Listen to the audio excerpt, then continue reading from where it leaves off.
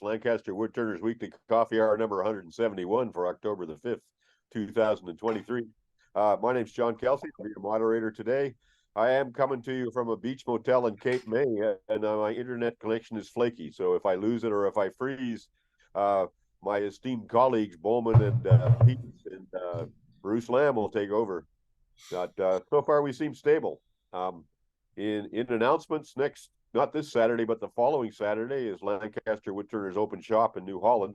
We're going to have a little class on spindle roughing gouge, and I'm going to do a little clinic on box making for anybody who'd like to participate in that. It's a good time to come out and drink coffee and just yakety yak or to turn. There are 5 working lathes there now. So it's a nice facility and a nice bunch of people show up. While I'm talking and making announcements, I want to reissue the invitation to people who are tuning into this thing on YouTube after we post our videos. If you'd like to attend, get in touch with me. I'm easy to find, and I'll put you on the email list. We send out about 200 email invitations every week, and 40 or 50 people show up. Most of you are regulars. You don't have to belong to our club to participate in coffee hour. After you have gotten hooked, though, we're probably going to invite you to join, but you don't have to. Coffee hour is free and open to anybody. Randy, what's up with Susquehanna? Well, this Tuesday, we are having a topic of mixed media, turning resins and wood combinations, and that should be very interesting. We're also going to talk about finishing, what some of the challenges are when you're sanding acrylic and wood together. Good topics. How about you, Bruce? You guys are moving to a new location, is that right? Next month, actually, November 8th will be our first meeting at Woodcraft in Timonium, which is opening in a couple of weeks. So we're pretty excited about the move, and all's going well. Actually, we'll have an in-person demo there first meeting at Woodcraft, so that's going to be exciting too. Who's the demo? Who's going to do it? Matt Redkey. I don't know if you guys know him. Did a lot of the teaching at the Rockville Woodcraft, and I think he's now moved on to open his own teaching studio. But we're lucky to have him in November. Good enough. And how about you, Gerald, for Quad State? This coming, not this Saturday, I believe it's the 13th.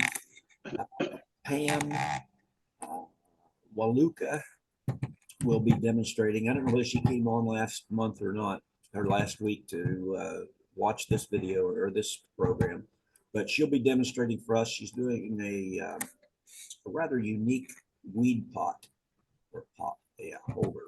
So that's happening at the next meeting. You're going to make a video of that? Usually I do, yes. Although I'm transitioning, getting some new help, so hopefully they'll be able to make the video. Okay, yeah. And since we're doing this, how about Edmonton? We got a bunch of Edmonton people on here. What's up with Edmonton, Bert?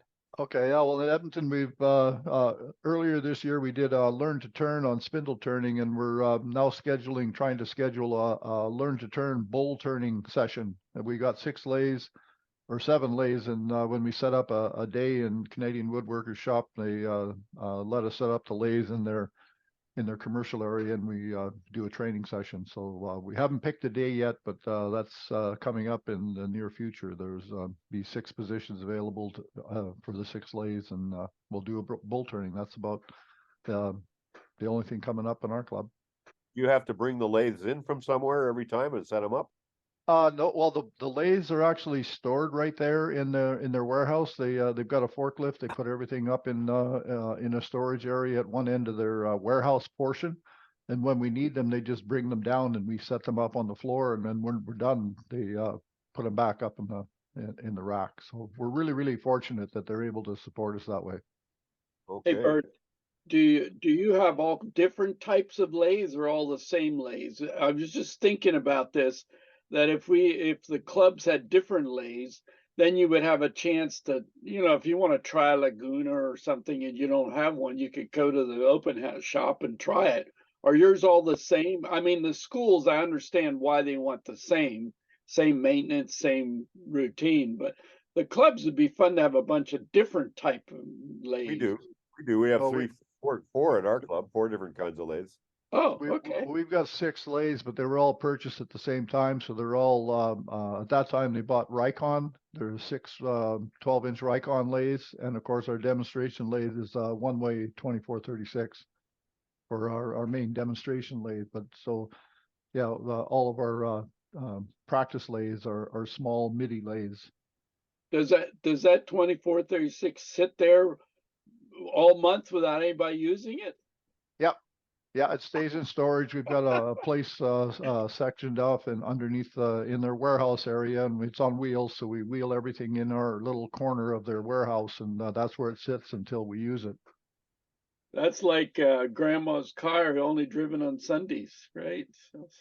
Yeah, well, ours is driven once a month. My club has I think 5 or 6 different kinds of lathes, and although Jim, you may think it's fun, I won't say it's a nightmare, but it's very challenging when you do a workshop because you've got different speed ranges on the pulleys, the lowest effective speed or the max speed. You've got accessories that will fit on one, they won't, because of the short stubbies, Morse taper, they won't fit on another and they'll get stuck. Changing the speed, it's very challenging when you have a big variety of stuff. That's for sure. That's true. I just want to mention that, Bert, we don't have a 2436. It's a 1640. Oh, okay. I thought. Yeah, Oh, okay. Yeah. My mistake. It's a one way. So yeah. I work on a Vic Mark at home. And it's white. So I just. Yeah. Okay. Another thing about our Rikons, we had one of the members that built cabinets for each of the lathes. So we separate them from the stand, and we pack 6 lathes on one pallet, 3 across the bottom and 3 across the top. So it's actually just one pallet. It's a beautiful setup. We got full cover for each lathe. We could take the one out individually. There's handles on both ends. So we carry it around, put it on the stands, and it's a nice setup really for what we've got to work with. And we've been very fortunate to have a place to do all of this, but it's fairly confined. When we put our stuff together, we're not really taking up an awful lot of space. It works really good. And I do like the idea of maybe having 3 or 4 different brands of lathe, John. It's great, but in our situation, it's I think better to be more confined with just one style that we work with for the students. So what, any other clubs here want to make an announcement since we're doing this? Yes, Ken, Nittany Valley. You're muted, Ken. Over here, we got 3 lathes, and when we bought them, one's a Jet, the other one's an Axminster, and we've just bought the latest Axminster industrial one. But when we buy them, we make certain they're all M3 number 2 Morse taper, so that you can interface the chucks and everything else, so that you standard there, and they're all variable speed. That's key. Ken Vasco, Nittany Valley. Yeah, we had our general meeting yesterday, and instead of having a demonstration, we have one right after summer. We don't meet on in July and August. So right after summer, we usually have a all show and tell, where people bring in everything they've done for the summer.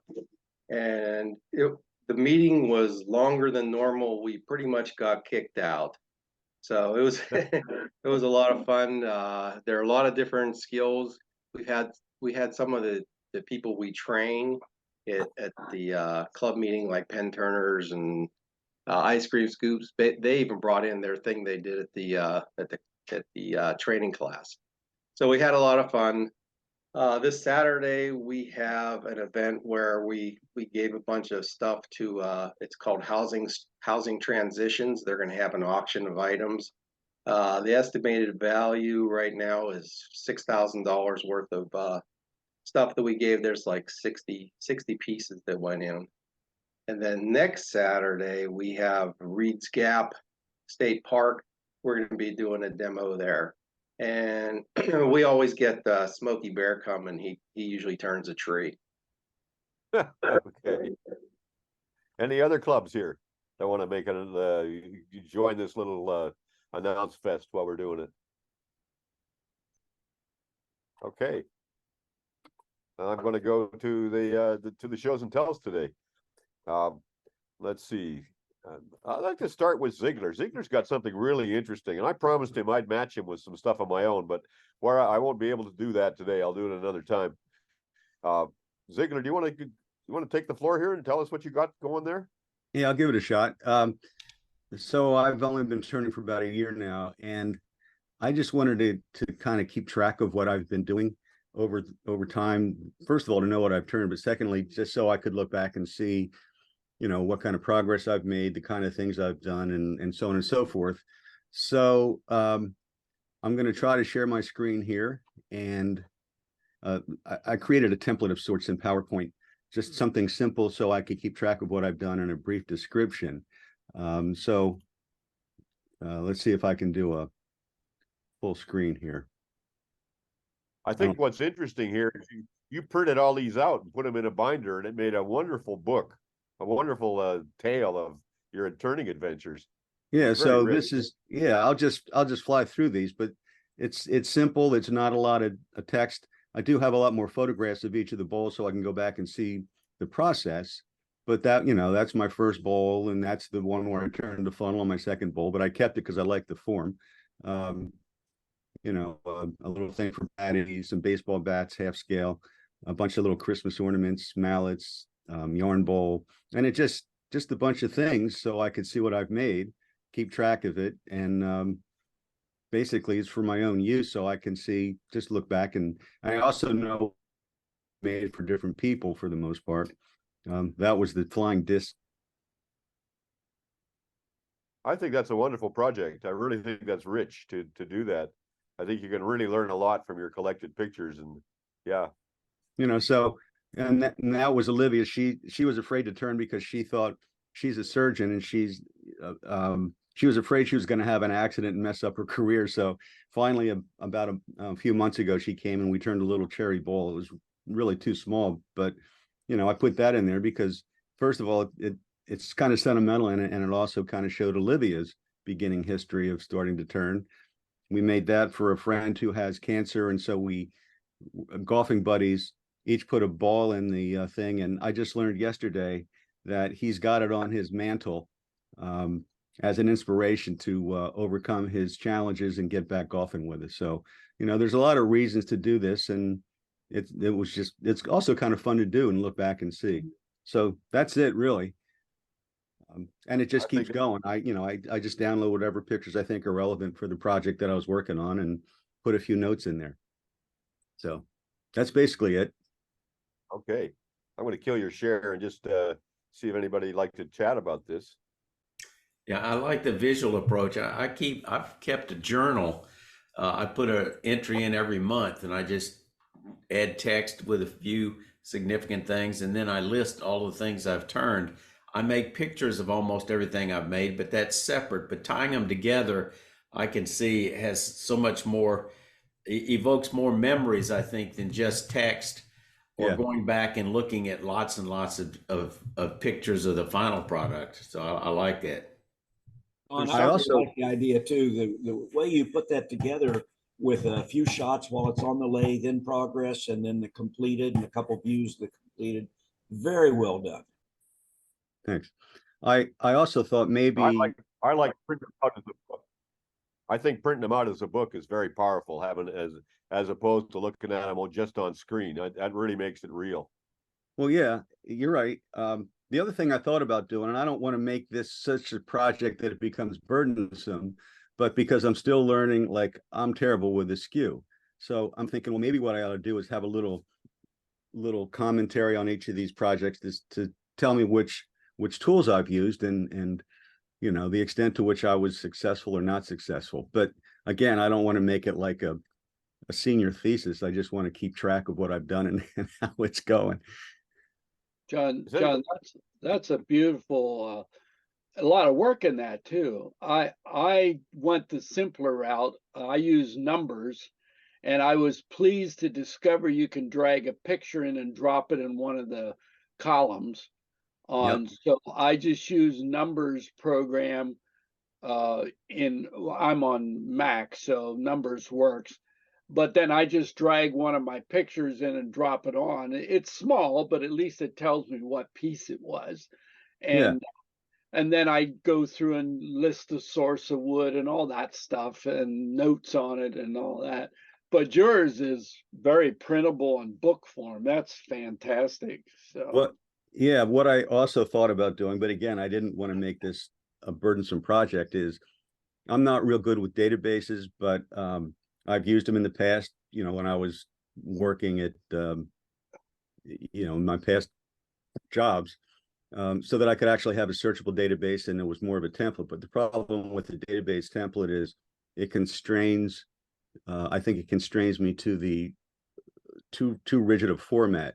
With PowerPoint, I can size the photographs any way I want and organize them in a generally organized fashion, but still focus on aspects of each of the projects that I think are most relevant.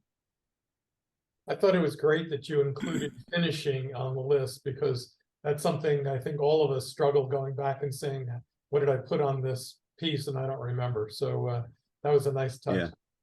John, you know what my database is? Facebook.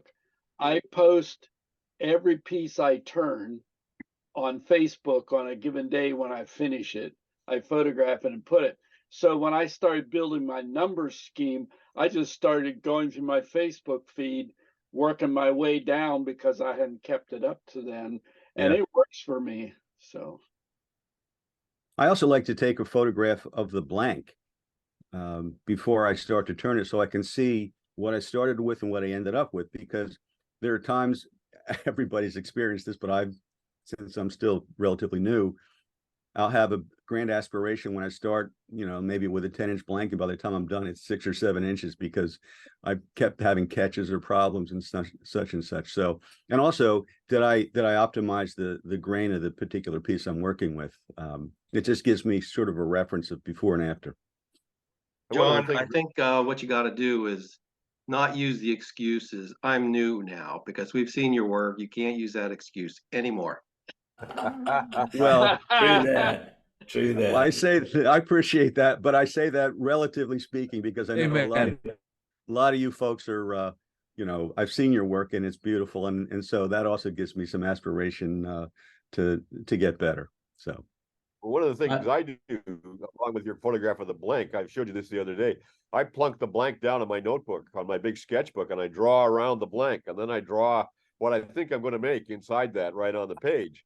I find if I try and draw just freehand, I always make it way too big. I don't know. My eyes see things bigger than they are.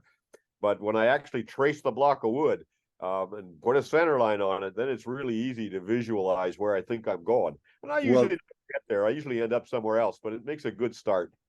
Well, John, that actually gave me another idea, is that I would start doing something like that for not maybe all my pieces, but some of them where I have particular vision in mind, and including that in this notebook, so that I could actually see what my concept was and what my final product was, and see, you know, if I changed it, why did I change it?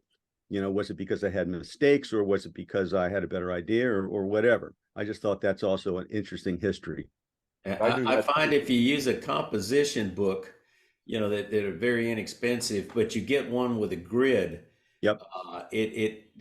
You can put all your design projects in there, and you can go back and find them. And then like you do, you can just snap a picture of that page to put it incorporate it into your PowerPoint. Yep, exactly, Mike. I started a Word document a couple of years ago, and in the Word document, since I have grandchildren now, I also include pictures and instructions on how each item is made. Who's that? Dave Delisle? Yeah. Like I know what last fall there's something in about the off-center turn top hat. So, you know, I have that instructions, and a lot of the other stuff, boxes and things that I made. I have instructions in how it was made with pictures along with the instructions. I feel maybe someday one of the kids will try the stuff. The other thing I do is, and a lot of you may do this, I do a lot of screen grabbing. Either stuff I see or like on this when guys are showing it. And I just pile up a whole folder of those. And then some days I go, I want an idea. I'll go look through them. I don't have it organized, but I look through them and go, oh, there's an idea. So that's where Pinterest.com comes in. Yeah. So I have a question for you folks. John suggested that while the photographs are valuable, videos are even better because you can see the process, literally the process as you're turning it. But my question is, it seems like that would take up an awful lot of digital space. And do you just use your phones to take those videos and download them in your computers? How do you manage that kind of stuff? That's exactly what I do. And then I offload them onto an external drive as my computer fills up, because videos do take a lot of space. But yeah, I have two external drives. Yeah. And that's what I do too, John. Matter of fact, during COVID here, I needed something to do. So I grabbed one of my raw footages and started editing the video, which I had not done for a year. But I use external drives, and on most computers now, a C connector drive will run. You can plug it in and source it, and it'll run fast enough to keep up. So that's right. And I find watching the video of my work like that, I see, gee whiz, I diddled around here an awfully long time to no good end. I can see where I'm turning badly and gives me, oh, I can work on that. I can get better at that. So I find it very educational to look at my own videos just of my own work. I don't show them to anybody. I just use them for my own edification. Right. Yeah, I've got 4 external 1 terabyte drives, and I recently went and bought a 4 terabyte drive just for a backup, so I've always got room, and they do take a lot of room, especially if you save the raw footage and save the edited version. It takes up a lot of disk space. So yeah, external drives are the way to go. I find I have 105,000 photographs and videos on my Mac. Well, they're all in the cloud, but it keeps track of them all. So hey, here's the issue. If you don't show it to anybody, you won't get benefit of somebody going, hey, you did that wrong. So sometimes when I'm editing, I go, oh, do I want to show this to the guys? I can see I used the chisel wrong, and I'll be told about it. So well, that's okay. Okay, let's go to the hand. That was a good discussion. Thank you very much, Ziegler, for kicking that off. Certainly, thank you. Next week, I'll show you a version of that I did some years ago that I still find amusing, but another time. Let me see who's got the hands up. I saw Sarah Curl with her hand up a minute ago. Are you still there, Sarah? I'm here. I was just going to ask a question about the storage of the videos. If you have redundancy in that storage, just because it sounds like a lot of you have a ton of videos, and if your drive goes bad, then you'll lose all of that data. So do you have redundancy built into your storage? I do. Sarah, I'm double redundant, actually triple. I keep 2 external drives of all stuff. I should keep it in the cloud. I should, because there's a chance of mechanical failure here, but I haven't gone that far. But I use double all my backups. So I do the same, and I keep some of it in the cloud, but I tend to put them on 2 different hard drives. Mm-hmm. I have so much footage. It's not redundant. I don't back it up. I looked at a backup service in the cloud, and the challenge that I found when I started using it, and all that data had to be uploaded initially the first time, I got a notification from Comcast that I was about to exceed my gigabyte limit. And I thought, what? This is not my cell phone. And I didn't even realize that they had a limit on data transfers. And I was about to hit that limit, and it was going to take days for all my stuff to get uploaded. So I finally said, okay, I'm canceling that. No cloud backup.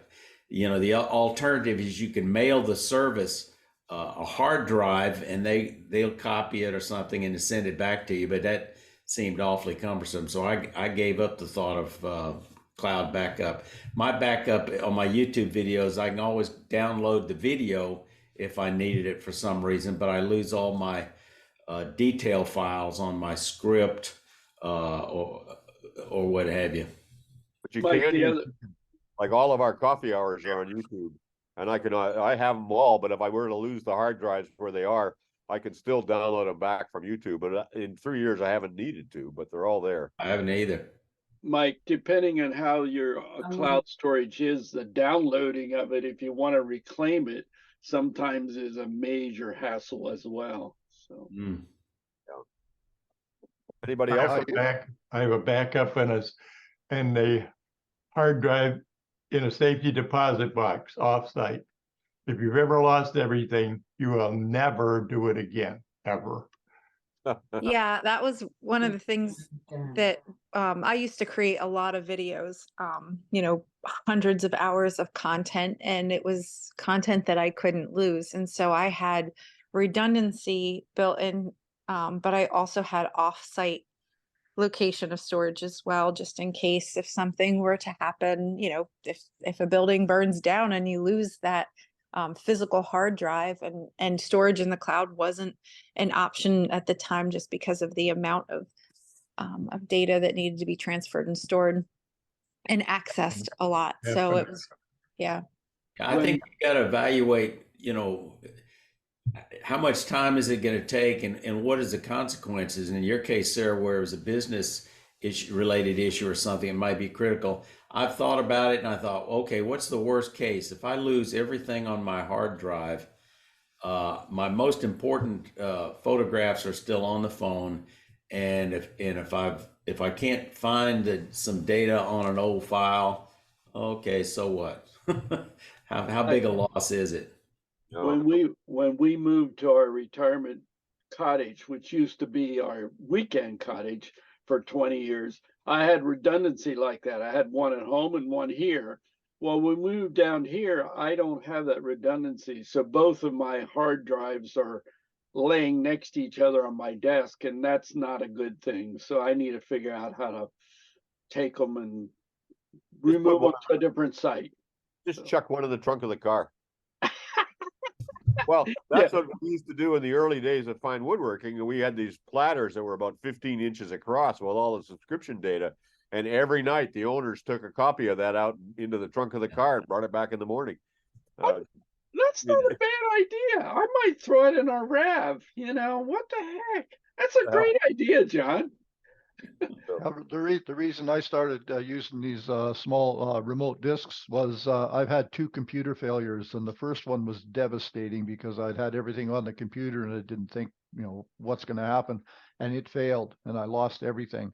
So after that, I went and bought these external drives, and anything I think is important, like I say, I've got 4 external hard drives and I make a couple of copies sometimes. But I only save the stuff that I think might be valuable. Everything else, I just make a video, put it on YouTube. And if I lose it now, I don't care. Yeah, it's kind of where I got to too. Okay, I think we've beaten this up pretty good. That's a great topic though. But let's talk about wood turning for a bit. Since you're there, Bert, what are you going to show us today? I was going to show you, I started a new project here. I don't know if any of you guys have seen, I think the inspiration for this was guy by the name of John Beaver, I think was the first one I seen. So if you notice, this is a segmented box, but I put a piece of walnut in, and I don't know if this one shows they're not there. It's on an arc. So this was my first attempt. Oh, that's the John Beaver wave bowl. Yeah, that's right. It's a wave bowl. So then I thought, well, this one didn't have a very dramatic arc, so I changed the the way I was holding it to get a little different radius on it. So this is my second attempt, and I kind of like it. I'm gonna do a bunch more because this is really intriguing to, it's just a small scrap piece of wood, but having the wave and going through the learning curve of how the hell to do it. Well, tell us it was fun. real quick. How the hell do you do it anyway? Well, I had to build a jig. I had to build a jig so I can hold this in my chuck and run it through the bandsaw on an arc. Okay, Ah, But the real thing is that when you're cutting this one and you're taking this centerpiece and then this piece, the one on the maple, those two arcs have to be taken at the same time. And my challenge was going through a bandsaw. You know, you can make the first cut, it's easy, but to move it forward and take the second cut, it changed the radius. And that's what happened on this one. I changed the radius and it worked, but the walnut had to actually flex in order to glue together and make a perfect joint. Well, on this one, I had to rebuild the jig so that I didn't have to worry about changing the radius of the slices, so I could cut the top slice, the middle slice, the bottom slice, and then take a couple of slabs of walnut and cut off a couple of discs. They came off the same piece of wood, and they're all the same radius, and then put them together. Couldn't you do that with a template on the bandsaw table that you guide the jig against? Well, the thing is how do you do 5 cuts exactly the same on a bandsaw? To do it by hand, there's no way. No. You make a template, you clamp that to the bandsaw table, and then the work holding jig moves against that template. I suppose you could. I was trying to make something that I could make big ones and little ones. So I'll put together a few pictures of the jig. On the next one I make, I'll do a quick slideshow of exactly how it works, because the jig was an evolution. I had to make a base with a pivot on it, and then I found out I can't change the pivot, so I had to make an intermediate base that's adjustable, so I can adjust the radius for a project, and then I can put the chuck on and move it back and forth without changing the radius, but I can adjust to make all the different slices. If I wanted to make multiple slices, I'd have to move the chuck closer to the bandsaw and still maintain the same radius cut. So it was it was fun. It was just fun making the jig, and now I've got something to play with. I'm going to make a bunch more just because I can. Bert, did you use the jig to cut the walnut as well, or is that like veneer and you just forced it into that wave? No, I cut the walnut. This was thicker ones, and these are just thinner ones, but they just came out. Yeah, I cut everything. I cut on the bandsaw with the jig. Like I should have had a picture of the jig along with this, but when I make the next project, I plan on going through the steps and showing the jig and how it works and how I use it, because I'm still learning. I just had a blast making the jig. I learned a lot because the first one taught me a lot, but I mean, that's why we do it. Bert, I made that and I refined it. It has to slide perpendicular to the blade. It has to slide in and out. That'll keep the same radius. I can show a piece if you want to see it done. Can you highlight me, John? Yeah, we're looking for you. There you go. Yeah. Perfect. That's an excellent. That's great. Yeah, and This is a piece of Purple Heart. This is a piece of Purple Heart and a piece of maple, 3 by 3, I don't know, 8 inches long. And you make one cut out of here on both pieces, and then you glue a piece of the maple to the Purple Heart. And then when you get that done, you flip it over and you make another cut the other way, and you flip. That way you end up with this. My question is, what do you do to smooth that cutout to get a good glue line? Because that's going to be a jagged cut off the bandsaw.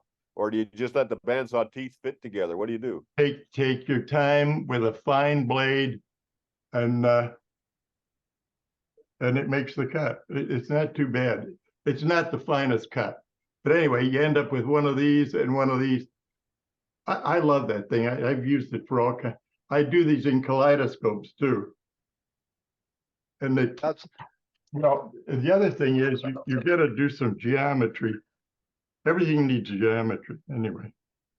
When you make a cut, you've got a point here and a point here. You're entering and you're exiting points.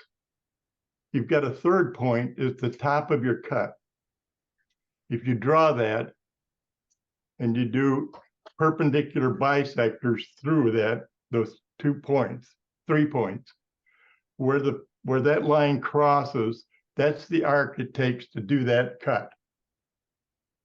So you can determine if you want to start here and cut to here, there's no problem doing that at all. You just lay that out, it's a shorter arc.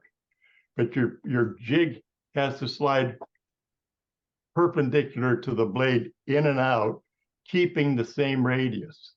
The thing is a fabulous jig. I refined that thing, it almost talks. It's fabulous. Have you got the jig there to show us? You kidding? It's a huge thing. My God. One of the things there too, that's a good idea, but what I didn't glue these together to make a second cut. I cut all of these pieces at the same time and then assembled it as a piece. But one of the things I did do is on the maple portions, when I had the assembly, before I did anything, I drilled 2 holes through the maple. So all the maple pieces had the ability to put an index pin. So I put 2 pieces of 3/8 dowel. I put 3/8 holes in it so that I could make sure that the maple would line up exactly where the grooves were. And when I stuck the walnut in, I squeezed them together and drilled holes through the walnut so that when I went to glue it, I put the dowels in and then just squeezed it all together. And that made sure that all the maple pieces lined up exactly the way they were when I cut them. Yeah, and good the idea. walnut was an experience, was just experience to see what the hell was going to happen. I just squeezed it until the glue came out all the way around, and that's what I ended up with. But I'm going to do some more because it was a real fun activity. And I'm going to do what you said there, Jim, about gluing some together, because I got some ideas now that I've got this and I can glue it together. I'm going to take it and recut it at 90 degrees and do it again, just because I can. But it's so much fun when you find a new jig and you have to refine the jig every time you use it. But that's the fun part about it. That's all I got. Anybody else on this? Great topic. He's like a kid with a new toy every time he does something different. You know, He's been fretting about this for 3 days. I think That's we good, should Bert. Keep you happy. we should have a jig day when everybody brings their jigs. Except Barry. No, Barry can't come to that. You wouldn't have enough time in one day for Bert's jigs. I'll have to do it from my shop because there's so many of them hanging around. I'd have to do it from the shop. That's right. Yeah. Barry's jigs are so sophisticated and elegant that it's mind blowing. You can spend a whole day on one of his jigs. I'm telling you, it's amazing what he does. And it's fun making jigs. It's fun to come up with an idea and then having to figure out some way to do it safely. That's why I built this thing for the bandsaw, because I had to do something because I wanted to try it, but I didn't want to cut my fingers off. So then I spend the time working on the jig. Okay. Over to you, Mike Peace. What would you like to show today? Okay. Well, I mentioned I did a, oops, hang on. Yeah, you're here. We got you. Okay. I did a threading workshop from one of my clubs yesterday, and in practice, I did this Osage orange lidded box with 12 teeth per inch. And is that hand chased? Yeah, that's hand chased.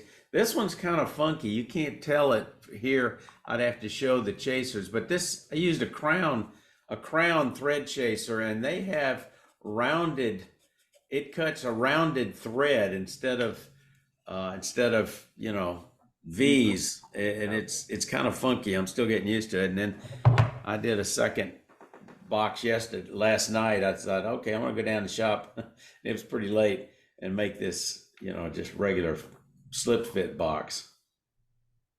Nice box. I love that Osage figure. I tell you, that Osage orange, and you can scrape it and get such a fine, if you get little tool marks or whatever,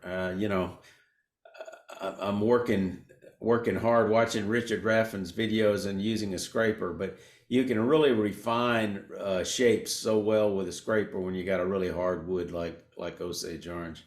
You figure that's going to turn darker brown? Oh yeah, it'll turn very, very dark. What finish have you got on that, if any? I use, well, let's see.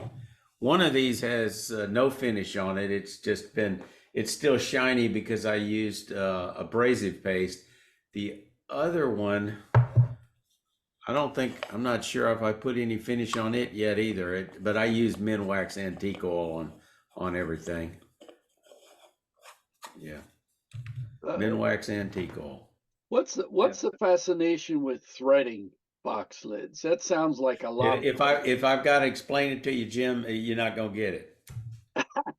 Oh, thanks for your confidence in me. No, but I mean, why would you want to thread it? You know? Why would Jim Duxbury want to make a jig to cut those? You know, because it's fun. You know, singers got to sing and dancers got to dance, and it's a very zen experience. It distinguishes you from other wood turners, and people that get threaded boxes are just fascinated by them. It was struggling to learn to make threaded boxes that pushed me over into magnets. I couldn't do it, so I had to find another way. I'm not going to try it. I know that. I have a question. One of the things. Oh, where's the question? Sherry. Go for it. I'm curious. I've only made a couple of boxes, and they haven't turned out the best. So I'm wondering, when you make lidded boxes, is there a benefit in having the tenon on the base of the box versus the lid of the box? Yes, because if it's on the base, then if it's on the lid, it's going to interfere with whatever you put in that box. Okay, and it also gives the interior of the box a larger container. Yeah. And do you have any sort of a recommendation on do you have a typical size of the tenon as far as length and depth? I make a 5/8 tenon. I make mine probably closer to 3/8. Not even 3/8. Yeah, maybe 3/8. It doesn't really matter. It depends. Some of it depends on your chucking technique. If you're going to jam chuck, you want a little bit longer tenon. If you're not going to jam chuck, and especially smaller boxes, they can be they can be tiny for smaller boxes. Bigger boxes, a little more so. And then if your style of fit, the longer tenon, you get a suction piston kind of fit that keeps it together just because of the air. Yeah. But if you don't want that kind of fit, it can be a much shorter tenon. If you want that about 5/8. About the tenon, I just want to mention that Ted Rasmussen often will make his tenon to be a bead, so it's actually decorative when you have the lid off. It's beaded. Very nice looking. Does a great job. That's a nice detail. Yeah. Thanks. Eric Lofstrom, I think, has some videos on the air fit ones. I think he works at making them so tight that you could actually hold them by the lid. So. Yeah. You do that by making a very slight taper on the tenon till you get a fit at the outside part of the taper, and then you very carefully ease into it, and you don't sand it. If you sand it, you're dead. And if it's threaded, you don't have to worry about it. And if you put magnets in there, you don't have to worry about it. So how do you deal with wood movement then? Well, that's the problem. That's why you've got to do that at end grain with the pieces cut from each other, and they'll stay fitted. But if you do it in face grain, it's going to move, and there needs to be a looser fit. And if it's green wood, you need to rough turn it, do a twice turn box similar to a bowl, and let it dry. If it's kiln dried, well, you might be okay then, just turning it all. Those are the issues. That's threads is one way of resolving it. Magnets is one way, and being really on top of your wood seasoning and your wood moisture is the other way. That's why I don't do it. If you sell it and it rains tomorrow, the guy can't get the lid open. I Well, don't do it. No, Have you had experience with that, Jim? I don't need it. Yeah, I don't need. I make them, but I do a drill and tap. Like this is one. I have to tell you, I cheat. You know, every now and then, if you can't do it right, you cheat. And this one lines up perfect. This is threaded and it lines up perfect. And how you get it to line up perfect? You make this round. And when you screw it on here, then you cut it straight. There's nothing to it, okay? People think, boy, you really know what you're doing when you can do that. Well, nothing to it. Jim, you know, I have a sign hanging on my door to my shop. It says, "It takes a real craftsman to hide his mistakes." Well, one of the things about threading with the wood movement, I had a 16 thread per inch and a 10 thread per inch lead screw on my jig, and I found the same issue, is that you had to have a real loose thread in order to allow for wood movement. So I've since went and built myself 8 threads per inch and 6 threads per inch. And now I use a 6 threads per inch on most of my threading things that are 2 inches or bigger. And I can purposely leave them loose. And I've never had a problem with cross grain wood movement using dry wood, of course. And my most recent endeavor is I went and bought a 90-degree double cutter instead of a 60-degree. And the 90-degree gives me a bigger, heavier duty thread that I can purposely make looser, and it'll still hold tight, and it's easy to put in without cross threading. So that's been an evolution. So wood movement is really, really real, and I've got some stuff that has moved 50 to 60% change in humidity, and you're still able to take them on and off. You might bring in the tools for that sometime and let us have a look at those. Okay. John, you know, that's a lot of work for guys, but lumber, you guys have been describing stuff that I'd love to see a video of. But I know from video experience that it's a lot of work to do that. That's twice the work of turning it originally. So. Okay. George, you had your hand up. You got something you want to show us today? Yeah, talking about boxes. I have a couple of boxes. Okay. Hold them up so we can see them. Yeah. It's a big leaf maple burl and cocobolo lid. Yep, just the inside of it. Very nice. Hold that lid so we can see it, please. We didn't get a good look at the lid. The other day, there, that's it. Hold it up. Okay. Now I'm seeing that. That's cocobolo with the sapwood. Yep, sapwood and hardwood, yeah. What before that looked like that was 2 pieces. No, it's one piece. And let's see the little knob. Yeah, very nice. And that's a fit that drops down into a little dado down in there, doesn't it? Little ledge. Yeah, that's just the top of the burl. Very, very pretty work. That's a great looking piece. Yeah. Yeah, thank you. And then another one, that's a piece of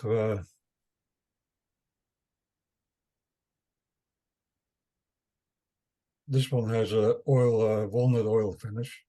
It needs another coat. That's another nice one. That's the same kind of lid. That's a good lid to use for. That's a nice lid. I call that an inset lid. Yeah, I can pick it up by the handle.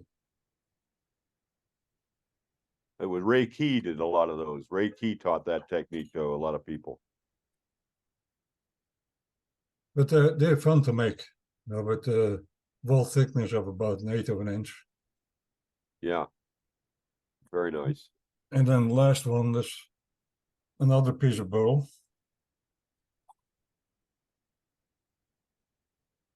Same thing. Hold it up so turn it so we can see the top. and turn it so we can see the bottom. Okay, that's a very nice smooth shape. That's it looks like it's an elliptical section, not a round section. Yeah. Yeah. What do you Very- use to hollow? Well, I have the Trend Bosch system, Okay. and it works pretty good. Do you ever just do it by hand with gouges and scrapers? Yeah. Yeah, that's where I am. I don't have a hollowing system. I'm probably not going to get one either. Well, for big work, they're pretty good. Small stuff like this, I do it by hand. Yeah. It's basically Okay. like a finish and then buffed. What's the finish? Just buffed? Lacquer and then buff it, yeah. Lacquer and then buff. Yeah. Is that a water resistant finish? No, it's a cellulose lacquer, so it's not water resistant. Yeah, I've been finding that lacquer finishes tend to spot if I get them wet. Yeah. Well, you can buff it out again. Yeah. Any other questions for George? Okay, Jeff Carroll, what do you have today? I've been working on some boxes also.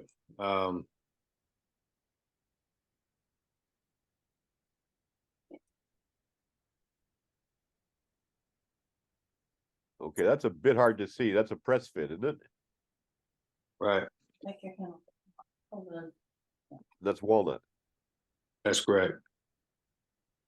Nice. Good shape. That's a really nice one. What wood is that? Marble wood.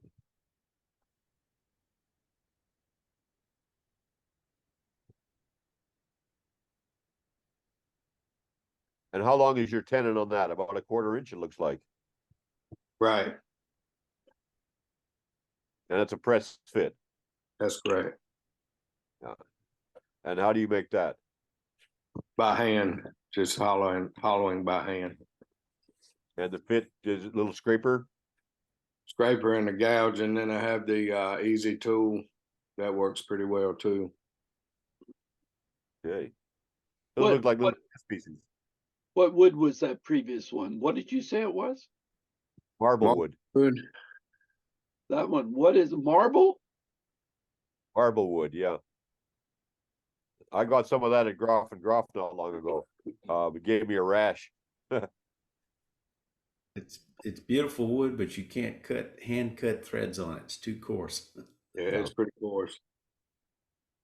Yeah. That's really nice work, Jeff. Have you done a lot of boxes before, or is this new to you? Not a lot. Have done several, but these were just some of it's 1.5 inch stock, some of it's 2 inch, but it's I enjoy doing them, so I'm planning on doing some more of them. So. And where's your sister? Where's Kathy? She had an appointment this morning. Okay, yeah. We haven't seen a lot of her lately, but she's a good turner. Yeah, she's been making pizza cutters for presents. So she called me yesterday and said, I've just finished 18 of them. Jeez. Well, I'm going to go back to the gallery view and ask you guys, who else does everybody make a whole lot of Christmas presents? So let's wave your hands if you're one of these people who make a lot of Christmas presents. Okay, I'm seeing half the screen waving their arms. What's the present of the year? What are you all making this year? I've got a question for Jeffrey. Go for it. Yeah, Jeffrey, when you're making your boxes, do you make the tenon to fit the bore, or do you make the bore to fit the tenon? I make the tenon first. I do it the other way around. That was my question, because I've heard both ways. I do it the opposite way. I always make the internal bore first and then fit a tenon to it. But I've seen, and I've been to workshops where they do it either way. So I was just curious. I've tried it both ways. I can't do it the way Jeffrey does it. I do it the way you do, Bert. I make the lid first and then make the box, the tenon to fit. Yeah, I do the same over here. Yeah, so do I. Yeah. You not only turn the inside, the female part, turn the bowl inside it, because sometimes on some woods, when you cut the center out, it changes that a little bit. Yeah. Yeah. You actually turn the cavity and then fit the tenon to the thing. That's what I do for that very reason. Yeah. Turn it and let it sit, then let it sit overnight, then go back and take the last cut. Yeah. That's the trick I was looking for. Yeah.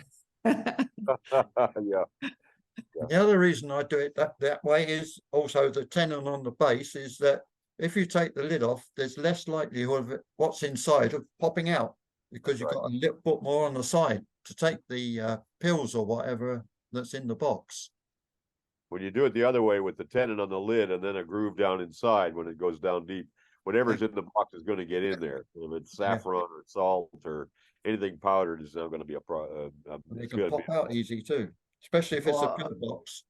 I do it that way where I make the bore first and then make the tenon, because I'm so clumsy that when I screw up the tenon, I just cut it off and move down the box, and I have a shorter box. So flat woodworkers argue about this all the time too. It dovetails. Which do you make first, the pins or the tails?